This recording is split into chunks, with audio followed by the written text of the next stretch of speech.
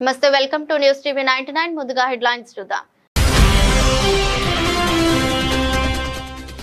RTC సమ్మె పట్ల రాష్ట్ర ప్రభుత్వ వైఖరిని ఖండిస్తూ ఐఎఫ్టీయూ నిరసన. ఆత్మహత్యలు కాదు, పోరాడి సాధించుకుందాం. కార్మిక వర్గానికి ఐకృష్ణ పిలుపు.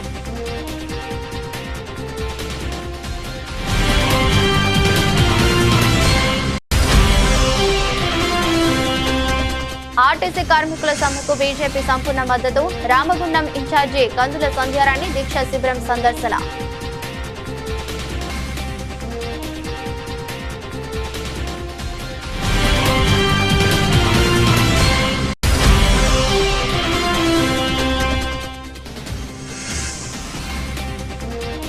ఉద్యోగ విరమణ పొందుతున్న హోంగార్డుకు ఆత్మీయ వీడ్కోలు.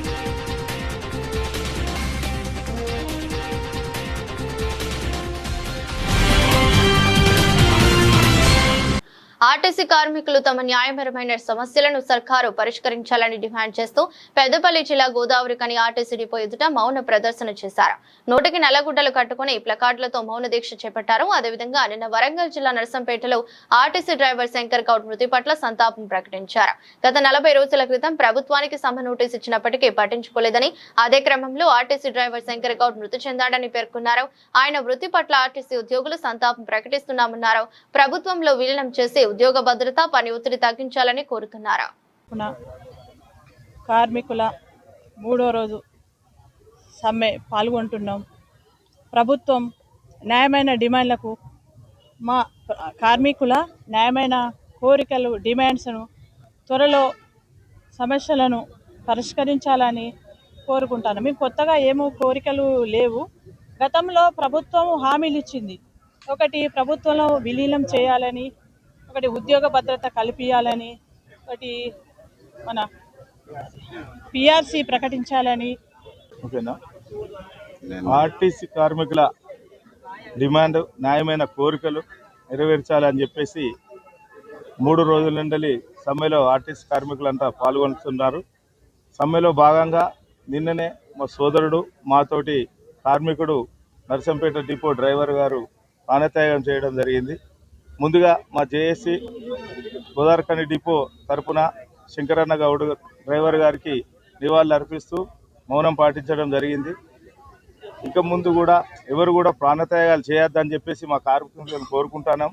ఎందుకంటే మనం పోరాడే శక్తి ఉన్నది. ఒక్కొక్కరు డ్రైవరు, కండక్టర్ బస్సుల 60, 50, 80, 100 మంది ఎక్కినా కూడా వారితో కొట్లాడి ఈ రోజు ఉదయం ఆర్జీ3 ఏరియాలోని ఓసీపీ 1లో కోట్ల రూపాయలతో కొనుగోలు చేసి నిరుపయోగంగా పడేసిన డ్రాగ్ లైన్ సిస్టమ్ ను పరిశీలించిన IITUC deputy general secretary YV Rao, central secretary Jupaka Ramachander, vice president Bandari Kranthi Dharmaiah మాట్లాడుతూ ఓసీపీ 1లో 1986 నుండి గత సంవత్సరం వరకు అత్యున్నత సేవలు అందించిన డ్రాగ్ లైన్ ఈ రోజు నిరుపయోగంగా పడి ఉంది. దీనికి కారణం కార్పొరేట్ అధికారులు నిర్లక్ష్యమని మరోసారి రుజువైంది. కాంగ్రెస్ ప్రభుత్వం ప్రజాపాలనలో 6 గ్యారెంటీల పేరు చెప్పి ప్రజలను ఎట్లా మోసం చేసిందో సింగరేణిలో కూడా కార్మికులకు 6 గ్యారెంటీలు చెప్పి కార్మికులను మోసం చేసింది. మెడికల్ బోర్డు, సొంతింటి పథకం, మారు పేర్లు, కొత్త బావులు, ఇన్కమ్ ట్యాక్స్, మెడికల్ అన్ఫిట్ అయిన పిల్లలకు పోస్టింగ్ ఆర్డర్స్, ఇలాంటి మరెన్నో కార్మికుల విషయాలను పక్కన పెట్టి ఇటు వేల కోట్ల రూపాయల మిషనరీ వృధాగా దొంగల పాలు చేస్తున్న అధికారులపై తక్షణమే చర్యలు తీసుకుని సింగరేణిని అగ్రగామిలో నిలపాలని ఏఐటీయూసీగా మేము డిమాండ్ చేస్తున్నామన్నారు. ఇది ఓసీపీ 1లో డ్రాగ్ లైన్. ఇది దీని పేరు కూడా పృథ్వీ భంజన్. ఇది ఓసీపీ 1లో సేవలు అందించింది 25 సంవత్సరాలు. సింగరేణి లాభాల బాటలో రావడానికి డ్రాగ్ లైన్ ఒక మూల కారణం. ఈ డ్రాగ్ లైన్ సేవలు అందించిన తర్వాత దీని వర్క్ లేదు ఓసీ 1లో, అసలు ఎక్కడా లేదు. కానీ దీన్ని అమ్మాల్సిన అవసరం ఉండే, అది అమ్మలేదు. అమ్మకుండా ఇక్కడ పెట్టి 2 సంవత్సరాలు అవుతుంది. దీంట్లో నడవకుండా 4 సంవత్సరాలు అవుతుంది. 2 సంవత్సరాలేమో రోజు ఆపరేటర్ తోటి దీన్ని వార్మింగ్ చేసి పెట్టేటోళ్ళు, అది కూడా బంద్. రామగుండం ఏరియా 1 జనరల్ మేనేజర్ గారిని స్టేట్ బ్యాంక్ ఆఫ్ ఇండియా ఉన్నతాధికారులు మర్యాదపూర్వకంగా కలిశారు. ఈ సందర్భంగా ఉద్యోగుల సంక్షేమంలో భాగంగా స్టేట్ బ్యాంక్ అందిస్తున్న సాలరీ ప్యాకేజీ బీమాకు సంబంధించిన పత్రాలను జీఎం అందజేశారు. ఈ సందర్భంగా స్టేట్ బ్యాంక్ ఆఫ్ ఇండియాకి సంబంధించిన బీమా ప్రయోజనాలు సంబంధించిన సాలరీ అకౌంట్ కలిగి ఉన్న వివిధ విభాగాల ఉద్యోగుల కోసం బ్యాంక్ అద్భుతమైన బీమా సౌకర్యాలను ఇతర ప్రయోజనాలను కల్పిస్తోందని Godavarikhani SBI chief manager Shri Venkateswarlu తెలిపారు. సింగరేణి ఉద్యోగులకు ఎస్బీఐ ద్వారా అందుతున్న వివిధ బ్యాంకింగ్ సేవలు మరియు బీమా సౌకర్యాల గురించి ఈ సందర్భంగా చర్చించారు.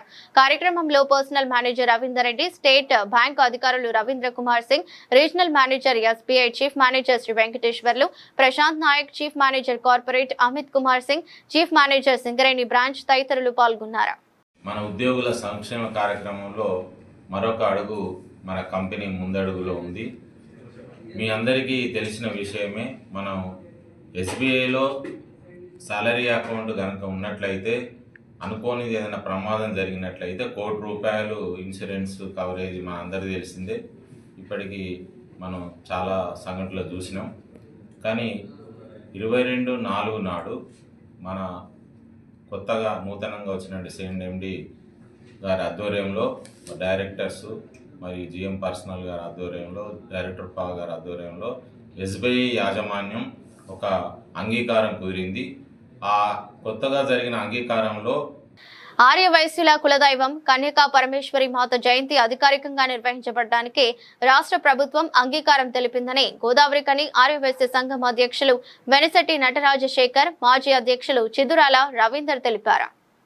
గోదావరి కని ప్రెస్ క్లబ్ లో శుక్రవారం ఏర్పాటు చేసిన మీడియా సమావేశంలో మాట్లాడుతూ రాష్ట్ర ముఖ్యమంత్రి రేవంత్ రెడ్డి హైదరాబాద్ లో పెద్ద ఎత్తున జరిగిన ఆర్యవైశ్యుల పారాయణం కార్యక్రమంలో పాల్గొన్న సందర్భంలో ఆర్యవైశ్య కార్పొరేషన్ చైర్మన్ కల్వ సుజాత వాసవి మాత జయంతిని ప్రభుత్వం అధికారికంగా నిర్వహించాలని వినతి పత్రం ఇచ్చిన నేపథ్యంలో అప్పుడిచ్చిన మాట ప్రకారం ముఖ్యమంత్రి రేవంత్ రెడ్డి అసెంబ్లీ సమావేశాల్లో జీవో జారీ చేయడం పట్ల ఆర్యవైశ్య సంఘం నాయకులు హర్షం వ్యక్తం చేశారు. ఈ మీడియా సమావేశంలో వాసవి మాత ఆలయ మాజీ అధ్యక్షులు గుండా రమేష్, ఆర్యవైశ్య సంఘం నాయకులు నీలా శ్రీనివాస్, యాదవ్ వెంకటరమణ, మోతిపాటి ఆనంద్, గంధేశ్రీ వీరేశం, నామిని వెంకటేశం, గుండా లక్ష్మీకాంతం, రావికంటి సత్యనారాయణ, ఆవునూరి శ్రీనివాస్ పాల్గొన్నారు. ముందుగా మీడియా మిత్రులందరికీ నమస్కారం తెలియజేస్తున్నాను. ముఖ్య విషయం ఏంటంటే, ఈరోజు తెలంగాణ ప్రభుత్వం ముఖ్యమంత్రి రేవంత్ రెడ్డి గారి నేతృత్వంలో కూడా మా యొక్క ఆర్యవైశ్య కార్పొరేషన్ కల్వ సుజాత గారి విన్నపం మేరకు గత నెలలో అమ్మవారి యొక్క ఉత్సవాలు జరిగినాయి ఎల్బీ స్టేడియంలో. అందులో ఒక విజ్ఞాపన పత్రం ఇవ్వడం జరిగింది. కల్వ సుజాత గారు, ఆర్యవైశ్య కార్పొరేషన్ సుజాత గారు ఒక విజ్ఞాపన పత్రం ఇవ్వడం జరిగింది. అది ఏమిటంటే, మా యొక్క అమ్మవారి జయంతి రాష్ట్ర ప్రభుత్వ పండుగ జరపాలనేటువంటి విజ్ఞాపన పత్రం ముఖ్యమంత్రి గారికి అందజేయడం జరిగింది. ఆ సభలో కూడా ఆ విన్నపం మేరకు ఈ రోజు గోదావరి కని డిపో ముందు ఆర్టీసీ కార్మికులు నిర్వహిస్తున్న సమ్మెకు మద్దతు తెలుపుతూ బీజేపీ రామగుండం ఇన్ఛార్జి శ్రీమతి కంతుల సంధ్యారాణి పార్టీ శ్రేణులతో కలిసి దీక్షా శిబిరాన్ని సందర్శించారు. ఈ సందర్భంగా ఆమె ఆర్టీసీ కార్మికులకు సంపూర్ణ మద్దతు ప్రకటిస్తూ వారి సమస్యలు పరిష్కరించబడే వరకు పోరాటం కొనసాగించాలని పిలుపునిచ్చారు. దీక్షా శిబిరానికి చేరుకున్న అనంతరం ఆత్మహత్యాయత్నం చేసిన మరణించిన కోలా శంకర్ గౌడ్ చిత్రపటానికి పుష్పాంజలి ఘటించి నివాళులర్పించారు. అనంతరం ఆర్టీసీ కార్మికులతో కలిసి దీక్షా శిబిరంలో కూర్చొని సమస్యలకు తెలుసుకున్నారు. అనంతరం మాట్లాడుతూ కార్యక్రమంలో సీనియర్ నాయకులు సులభ, లక్ష్మీ నరసయ్య, పద్మ మరియు మండల అధ్యక్షులు ఊరగొండ అపర్ణ, వెల్తురి సరిత, రాజయ్య, పాకాల నరసింహారెడ్డి, బియ్యాల మహేందర్, పంగా రవి, మాదరబోయిన రాకేష్, సునీల్, జక్కన బాలు, జక్కుల ప్రవీణ్, పద్మ, శిలారపు కళ్యాణ్, బండారి శ్యామ్ పటేల్, సింగారం శ్రీకాంత్, బుంగ మహేష్, శారద, తిరుమల, అల్చేరి, గౌరీశంకర్ మరియు ఆర్టీసీ కార్మికులు పెద్ద ఎత్తున పాల్గొన్నారు. రాష్ట్ర వ్యాప్తంగా ఆర్టీసీ కార్మికులు చేస్తున్నటువంటి సమ్మెకి భారతీయ జనతా పార్టీ సంపూర్ణ మద్దతునిస్తూ ఉన్నది. ఈ క్రమంలో రామగుండం భారతీయ జనతా పార్టీ నాయకులు, కార్యకర్తలంతా కలిసి ఈరోజు గోదావరి కని బస్ డిపో వద్ద కార్మికులు చేస్తున్నటువంటి సమ్మెకి సంపూర్ణమైనటువంటి మద్దతును తెలియజేస్తూ ఒడ్డెక్కేదాకా ఓడమల్లన్న, ఒడ్డెక్కినాక బోడమల్లన్న అన్నటువంటి చందంగా ఈ రాష్ట్ర ప్రభుత్వం ప్రవర్తిస్తూ ఉన్నది. ఎన్నికల ముందు 6 గ్యారంటీలు, అందులో ఆర్టీసీ కార్మికులను ప్రభుత్వ ఉద్యోగులుగా గుర్తిస్తామని, 2 PRCలు ఇస్తామని చెప్పి ప్రకటన చేసి ఎన్నికలు అయిన తర్వాత ఇచ్చినటువంటి హామీలను మర్చి ఈరోజు అనేకమైనటువంటి ఇబ్బందులకి ఆర్టీసీ కార్మికులను గురి చేస్తూ ఉన్నారు. తెలంగాణ రాష్ట్రం వచ్చినాక అటు కేసీఆర్ ఇటు రేవంత్ రెడ్డి ఈ రోజు అదనపు డీసీపీ కార్యాలయంలో పోలీస్ శాఖలో గత 36 సంవత్సరాలుగా హోంగార్డ్ గా విధులు నిర్వహించి ఉద్యోగ విరమణ పొందుతున్న MD Sharifuddin home guard number 241 Godavari కని సబ్ యూనిట్ లో విధులు నిర్వహించిన సందర్భంగా ఆయనకు ఆత్మీయ వీడ్కోలు కార్యక్రమం నిర్వహించబడింది. ఈ సందర్భంగా అదనపు డీసీపీ కె శ్రీనివాస్ పూలమాల వేసి శాలువతో సత్కరించారు. కార్యక్రమంలో special branch ACP Nagendra Goud, home guards RI Peddanna, RI Sekhar, RI Mallesham తదితరులు పాల్గొన్నారు. జీవన్ రెడ్డి ఎవరి మెప్పు పొందడం కోసమే ఇలా మాట్లాడుతున్నారని ప్రభుత్వ విప్ వేములవాడ ఎమ్మెల్యే ఆది శ్రీనివాస్ అన్నారు. ఈ రోజు సిరిసిల్ల జిల్లా కాంగ్రెస్ పార్టీ కార్యాలయంలో ఏర్పాటు చేసిన మీడియా సమావేశంలో ఆయన మాట్లాడారు. జీవన్ రెడ్డి మాటలు చూస్తే నవ్వాలో ఏడవాలో అర్థం కావటం లేదని ఆది శ్రీనివాస్ అన్నారు. జీవన్ రెడ్డి బీఆర్ఎస్ లో చేరగానే మాటలు మార్చుతున్నారన్నారు. ఎన్ని టీఎంసీలు నీరు ఇచ్చారో ఇంతవరకు లెక్కలు ఎందుకు చెప్పలేదని ప్రశ్నించారు. కాళేశ్వరం ప్రాజెక్టుపై పీసీ గోస్ కమిషన్ మీద వారు మాట్లాడిన మాటలు అబద్ధమన్నారు. మొన్నటి వరకు కాళేశ్వరం ప్రాజెక్టుపై కేసీఆర్ దోపిడీ చేశారని అన్న జీవన్ రెడ్డి నేడు వారికి పత్తాసు పలుకుతున్నారన్నారు. సిబిఐ విచారణకు ముఖ్యమంత్రి రేవంత్ రెడ్డి ఆదేశిస్తే కేటీఆర్, హరీష్ రావు ఢిల్లీ వెళ్లి బీజేపీ పెద్దలను కలుస్తూ వస్తున్నారన్నారు. ఈ సమావేశంలో డీసీసీ అధ్యక్షులు సంగీతం శ్రీనివాస్, చొప్పదండి ప్రకాష్ తదితరులు పాల్గొన్నారు. ఎలక్ట్రానిక్ మీడియా, ప్రింట్ మీడియా మిత్రులకు పేరు పేరున నమస్కారాలు. నిన్నటి రోజు సిరిసిల్లాలో జీవన్ రెడ్డి గారి కామెంట్ చూసిన తర్వాత తెలంగాణ రాష్ట్ర సమితి ప్రధాన కార్యదర్శి హోదాలో వారు మాట్లాడినటువంటి మాటల్లో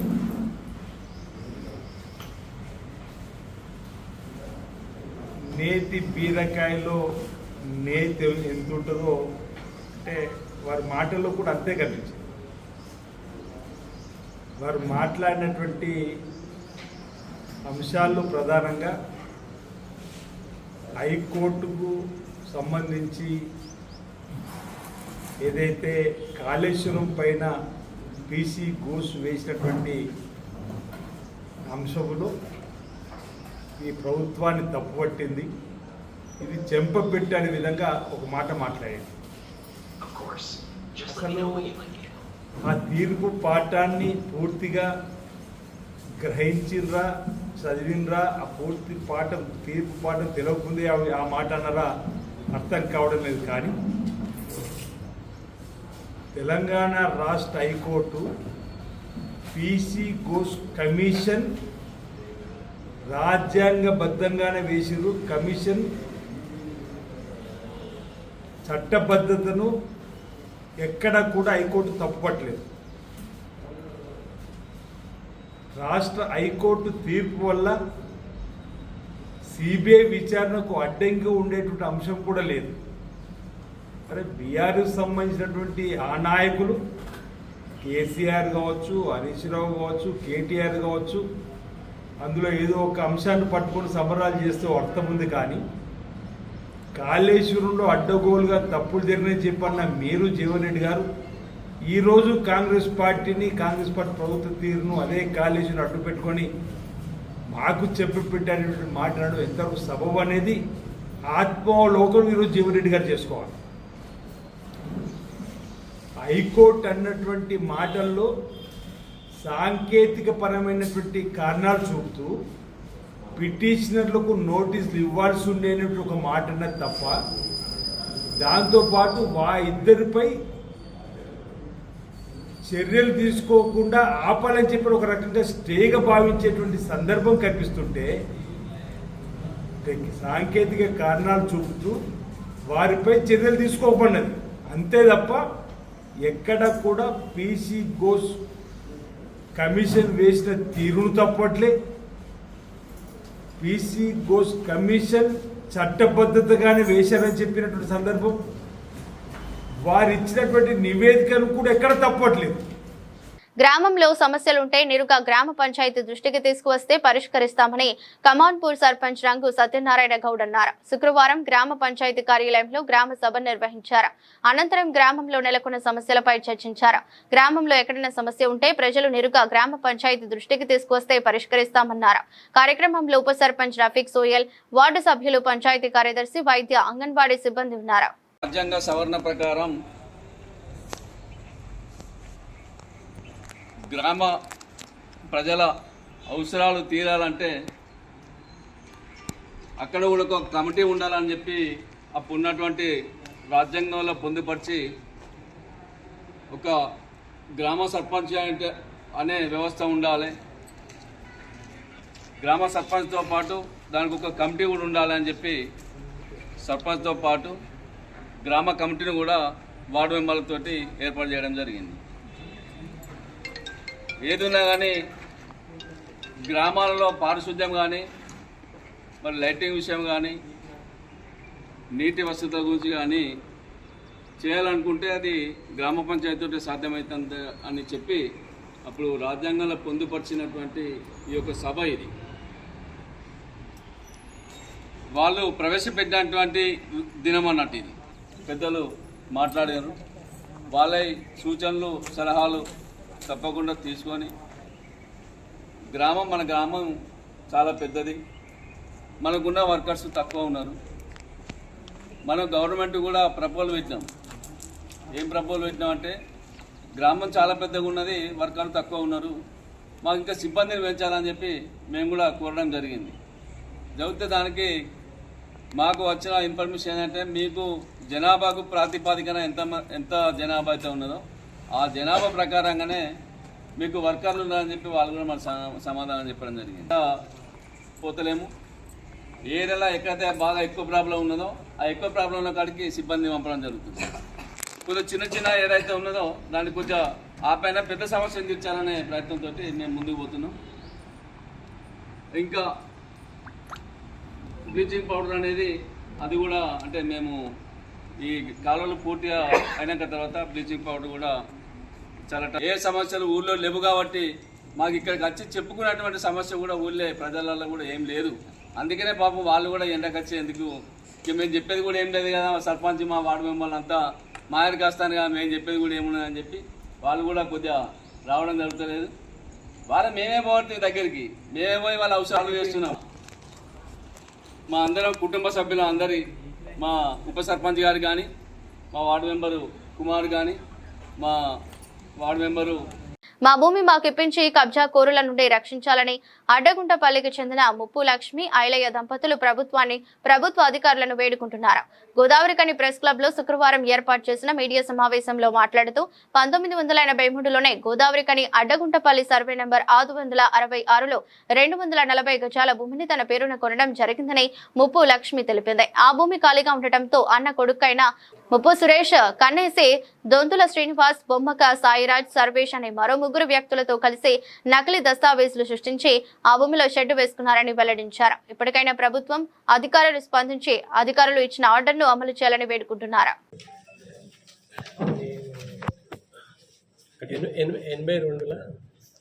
82లో నేను 82లో 15వ తారీఖు 11వ నెల 82లో జాగా తీసుకున్నాను. 2 గుంటల జాగా అడ్డగుంటపల్లిలో. అప్పటి నుంచి నాకు అప్పుడు జాబ్ రాలేదు, ఏం రాలేదు. ఇల్లు కట్టడానికి కూడా పర్మిషన్ తీసుకున్న 2015. బిడ్డ పెళ్లి చేసుకోవడం వల్ల నేను దాన్ని తర్వాత కట్టుకున్నాను డాడీ, ఇప్పుడు అద్దాను అన్నాడు. అని అన్నాడు. అట్నే ఖాళీగానే అట్నే ఉంచిన, ఖాళీ కూడా లేదు, ఒకటే ప్లేట్ కాదు. అయితే దీంట్లో మా కొడుకు ఏం చేసిండు, అన్న కొడుకు వాళ్ళని వీళ్ళని పట్టుకున్నాడు. ఆడ షెడ్ వేసేది. ఎందుకు షెడ్ వేసిండు అనేది నేనేం అడగకుండా ఏం చేసిన, మున్సిపాలిటీ పోయినా, మరి ఏమన్నా పర్మిషన్ ఇచ్చారా సార్ అంటే పర్మిషన్ ఏం లేదు. మరి పలానా వాళ్ళు షెడ్ వేసారా అంటే మేడం వచ్చి, బిల్డింగ్ ఇన్స్పెక్టర్ మేడం వచ్చి చూసి వచ్చింది. ఆడ ఏమైనా ఉన్నదా మేడం అని అంటే ఏం లేదు, మీది ఒకటే ప్లాట్ ఉన్నది, ఎవరిది ఏం లేదు, అన్నీ ఇల్లే ఉన్నాయి కదా అని చెప్పి ఆమె చెప్పడం జరిగింది. అందుకే నేను మున్సిపాలిటీ నుంచి అడుగుతా అంటే సరే కూలగొడతాం అంటే నేనేం చేసిన, ఈ లోపల పెద్దపల్లికి వెళ్ళిన కలెక్టర్ దగ్గర పోయినా. కలెక్టర్ కూడా అది రాసిండు, బాబు ఇది నేను తీసుకుపోయి ఇచ్చేసేయి, కూలగొడతారు, నువ్వేం బాధపడదు అని అవసరం లేదు నీది ఇలా అని చెప్పేసి చెప్పడం జరిగింది. సార్లకు కూడా ఆయనకు కూడా మొన్న గెలిచిన సార్ కూడా నేను ఒక పెద్దపల్లి నుంచి వచ్చిన లెటర్ కూడా ఆ సార్ కూడా నేను అప్పచెప్పి తిరుగుతూనే ఉన్నా అంతే. ఇప్పటికీ 3 నెలలు అవుతుంది కాబట్టి స్పందించడం లేదు. ఇక కూలగొడతాం ఇక అనుకుంటూ వస్తాను కానీ కూలగొట్టడం జరగడం లేదు. నేను వస్తానే తిరుగుతానే పోతాను అంతే. ఇంకా సార్ అది నాకు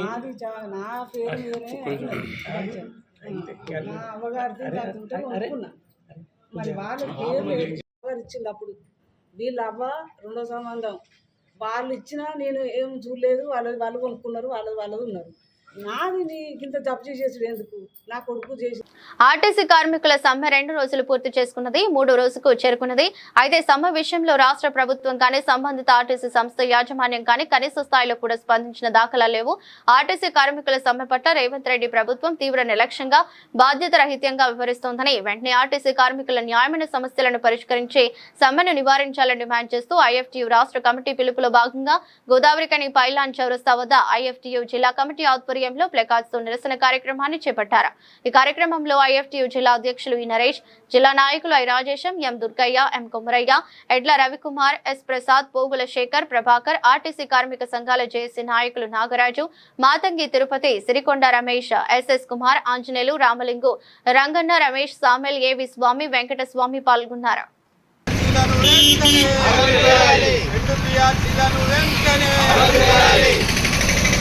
రాష్ట్ర ప్రభుత్వ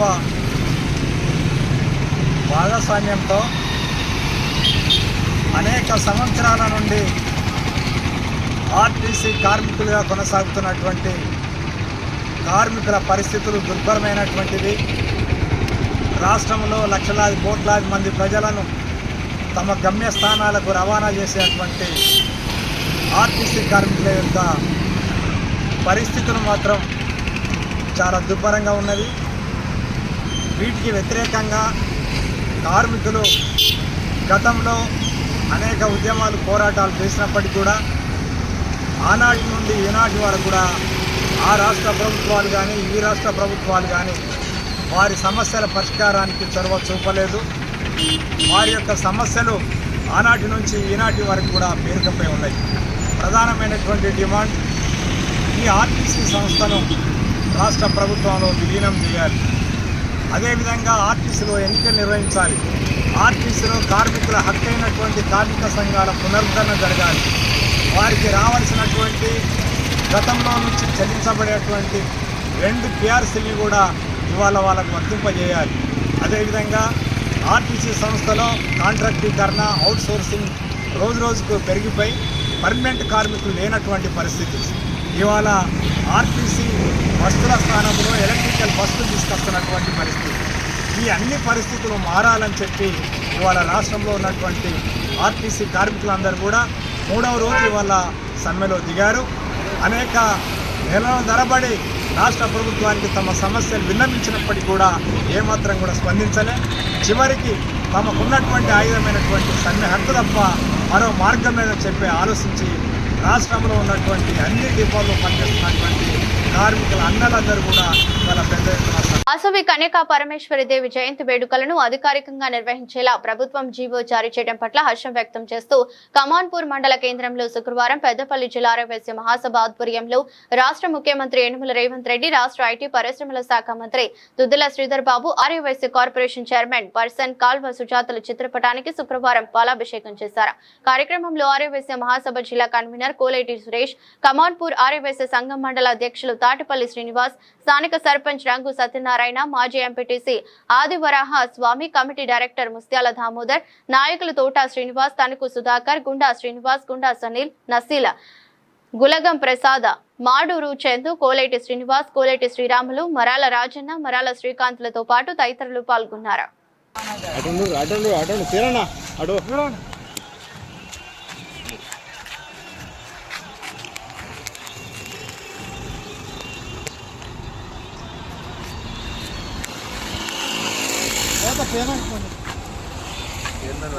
జై వాసవి, జై వాసవి, జై వాసవి, జై వాసవి.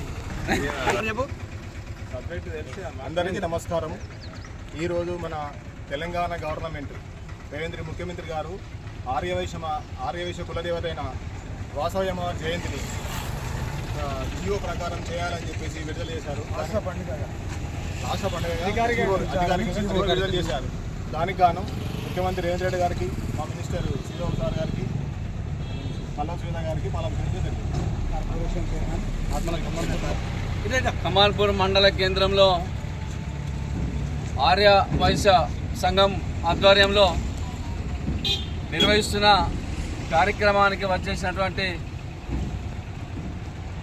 మా కాబోయే ఆదివారాల స్వామి చైర్మన్, అదేవిధంగా మండల తాటిపల్లి శ్రీనివాస్ గారు, మరియు మన అధ్యక్షత వహిస్తున్నటువంటి సురేష్ గారు, తోట శ్రీనివాస్ గారు, ఆర్య వైశ్య ఆరాధ్య దైవం అనేటువంటి కన్యకా పరమేశ్వరి జయంతి వేడుకలను రాష్ట్ర ముఖ్యమంత్రి రేవంత్ రెడ్డి గారు, రాష్ట్ర ఐటీ పరిశ్రమలు మరియు శాసనసభ వ్యవహారాల శాఖ మంత్రి శ్రీధర్ బాబు గారు ప్రతిష్టాత్మకంగా తీసుకొని ఒక రాష్ట్ర పండుగ చేయాలని చెప్పి క్యాబినెట్లో నిర్ణయించడం జరిగింది. ఇది ప్రతి ఏప్రిల్ 24న రాష్ట్ర వ్యాప్తంగా గవర్నమెంట్ తరఫున రాష్ట్ర పండుగ లెక్క జరుపుకోవాలని చెప్పి రాష్ట్ర ప్రభుత్వం చేపట్టడం జరిగింది. దీనికి హాజరైనటువంటి ధాన్యం కొనుగోలు కేంద్రాలలో మున్సిపల్ చైర్పర్సన్ భర్త వైస్ చైర్మన్ విచక్షణ కోల్పోయి మాట్లాడారని మార్కెట్ కమిటీ చైర్మన్ వెలుముల స్వరూప ఆరోపించారు. సిరిసిల్ల ప్రెస్ క్లబ్ లో ఏర్పాటు చేసిన మీడియా సమావేశంలో మాట్లాడారు. 6 కాలం శ్రమించి పండించిన రైతు ధాన్యం కాంటాలను కాళ్లతో తన్ని అవమానించడం సరికాదని స్వరూపారెడ్డి అన్నారు. ఉదయం నుండి సాయంత్రం వరకు గౌరవప్రదంగా చైర్పర్సన్ కోసం ఎదురు చూశామని, స్థానిక కౌన్సిలర్లు వారి పార్టీ వారు లేనందునే వారు అక్కడికి రాలేదని అన్నారు.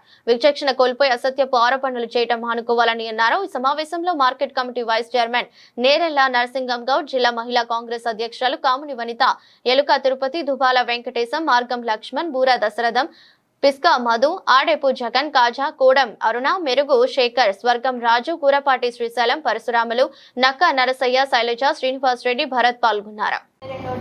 బుధవారం రోజున మనకు మెంబర్ నుండి ఏవో గారు మనకు ఈ టైమింగ్ ఆర్డర్ కాపీ ఇచ్చారు.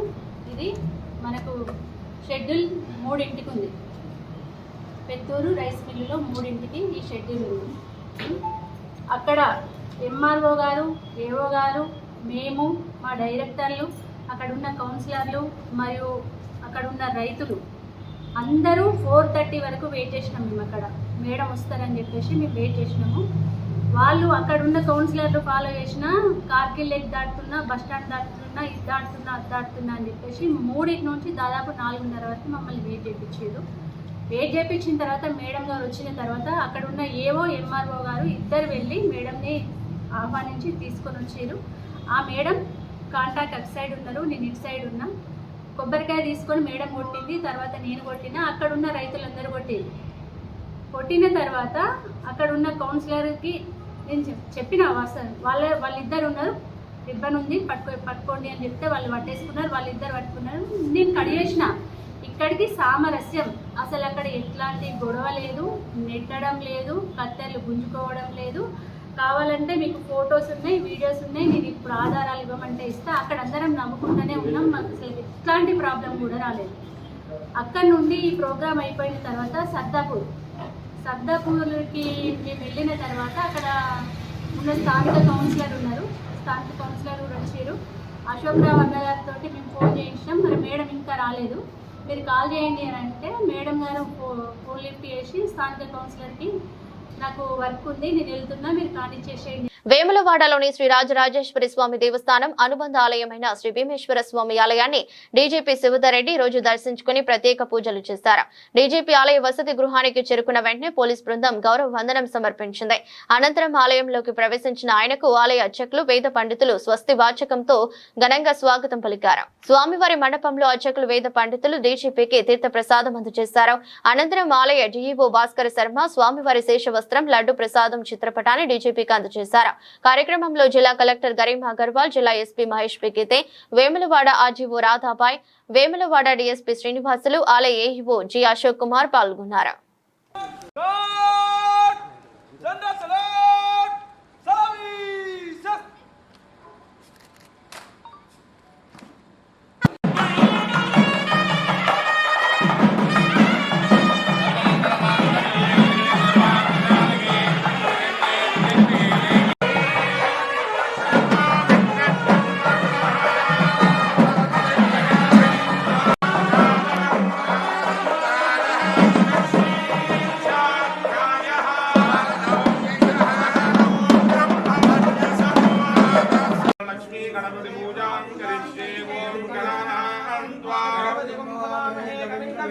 ప్రసాదనం ఓం సుముఖాయ నమః ఓం కపిలాయ నమః సర్వమంగళమాంగళ్యే శివే సర్వార్థసాధికే శరణ్యే త్ర్యంబకే గౌరీ నారాయణి నమోస్తుతే ఓం అభివస్రా సుభద్రానే జాగదేన దుర్గా పూజమాన అభిజంగామేన హిరణ్యాభ్యష్టాం కదనో ఓం శరణీ నమో నమః శంభవే శంభవే శంభవే మయో భవే శంభవే శంభవే శంకరాయ నమో నమః శంకరాయ శంకరాయ నమో నమః. వార్తలు ముగించే ముందు మరోసారి హెడ్లైన్స్. ఆర్టీసీ సమ్మె పట్ల రాష్ట్ర ప్రభుత్వ వైఖరిని ఖండిస్తూ ఐఎఫ్టీయూ నిరసన. ఆత్మహత్యలు కాదు, పోరాడి సాధించుకుందాం. కార్మిక వర్గానికి ఐకృష్ణ పిలుపు.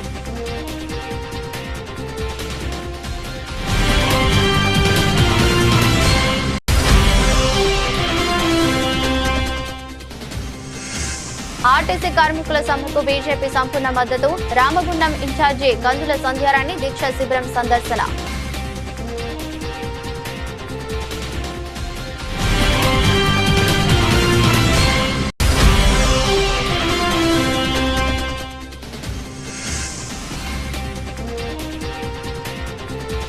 ఉద్యోగ విరమణ పొందుతున్న హోంగార్డుకు ఆత్మీయ వీడ్కోలు.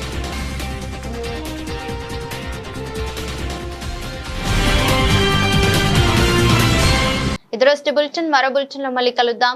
అంతవరకు సెలవు. నమస్కారం.